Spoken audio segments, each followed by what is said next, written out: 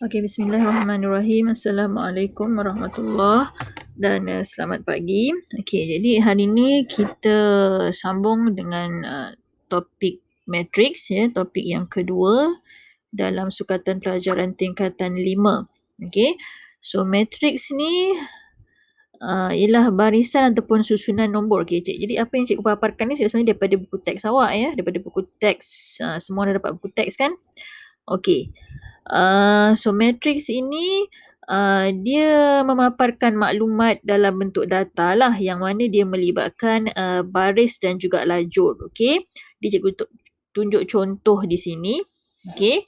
Ini merupakan data yang diberikan dalam bentuk jadual. Okey, nampak data ni? Ini data yang diberikan dalam bentuk jadual. Okey. Memaparkan data berkaitan dengan kipas angin berdiri. Di kedai ada 16. Okey, kipas angin silang. Di kedai ada 18. Manakala kipas angin dinding di kedai ada 11.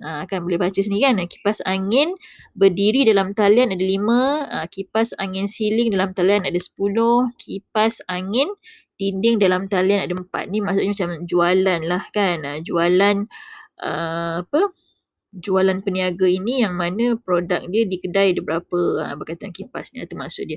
Okey, saya ringkaskan. Di mana jadual ini boleh dipaparkan dalam bentuk ni yang dikatakan sebagai matriks. Dia ada baris, yang mana dikatakan baris. Ni baris. Baris 1, baris 2. Tu baris. Okey, dan yang bagaimana pula yang dikatakan sebagai lajur? Ni, yang ke bawah ni.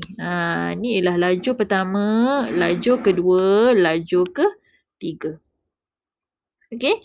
Di sini dia kata matriks ialah nombor-nombor yang disusun dalam baris. Nombor-nombor yang disusun dalam baris dan lajur untuk membentuk tata susunan segi empat tepat atau segi empat sama.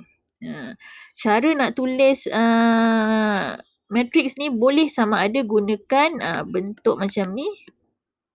Dia punya apa dipanggil?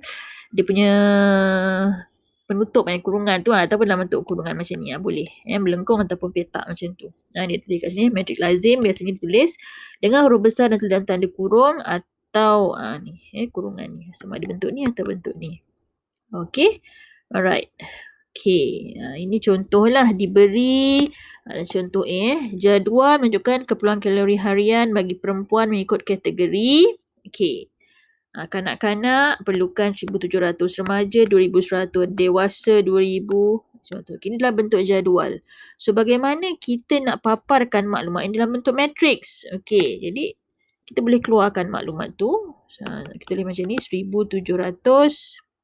Kita ada apa tu? 2,100. Kita ada apa? 2,000. Kita ada 1,800. Okey. Ini matriks. Dipaparkan dalam bentuk matriks. Matriks apa? Okey, yang ini ada satu baris sahaja kan? Ingat tadi baris yang ni baris yang macam ni. Ni baris.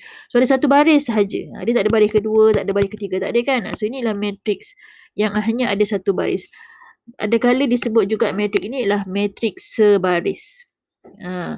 Boleh tak data ini kita susun macam ni?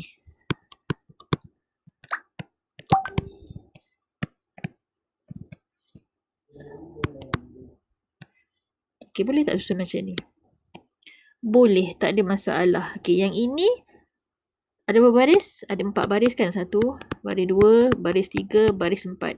Dan dia ada hanya selajur saja. So ini dipanggil juga sebagai matriks selajur. Okey. Istilah-istilah yang diguna pakai lah. Okey. Itu contoh yang pertama lah. Okey. Kemudian contoh kedua pun ada juga di sini. Okey. Pungutan pingat oleh kontingen Malaysia untuk 3 acara dalam tamasya sukan C ke-29. Kalau tengok dekat sini, kalau senang-senang lah kan nak bagi nampak. Okey, saya buang ini ni. Kan awak dah akan nampak dalam bentuk matriks dah sebenarnya kat situ kan. Kan kita buang garisan tu. Okey, ni matriks juga ni. Ni matriks, kita susun balik. So matriks yang ini ada berapa baris, ada berapa lajur. Yang ini ada 3 baris, betul? Okay, ada berapa lajur? Ada 3 lajur. Nampak? 3 baris, 3 lajur. Sama kan bilangan dia? So, ini kita panggil juga sebagai matriks segi 4 sama. Okey. Alright, ni kat bawah ni ada keterangan dia lah. Nampak ni? Ni matriks ni disusun dalam bentuk macam ni. Okey, yang ini nampak? Ini 13, 10, 8 ni dia ambil direct daripada jadual ni tadilah. Ni. Okey, dia ambil direct dekat sini. Nampak susunan dia tu. 13, 5, 1, 10, 2, 4, 8, 8, 9. Okey. Macam mana pula dia tukar macam ni? Sebab dia ambil yang ini tadi baris yang pertama. Okey. Padam balik. Okey, dia ambil susunan tu dia ubah. Makna baris pertama tu dah menjadi emas ni sebagai baris yang pertama. Baris yang kedua itu merujuk kepada perak. Baris yang ketiga merujuk kepada gangsa. Dia punya kedudukan maklumat tu dia ubahkan. Sebenarnya tak ada masalah pun kat situ. Okey. Alright. Okey, ni keterangan dia kata apa? Matriks ini disebut sebagai matriks segi 4 sama. Sebab apa segi 4 sama? Bilangan baris dan bilangan lajurnya adalah sama. Itu dipanggil matriks segi 4 sama. Okay, alright. So, tengok contoh yang ketiga ni adalah bentuk ayat pula. Okay, dalam ujian, Samad telah mendapat 76 markah untuk Bahasa Melayu, 82 markah untuk Matematik, 72 untuk Sejarah. Okay, kalau nak nampak senang ni mungkin nak boleh buat dalam bentuk jadual lah. Dia ada apa?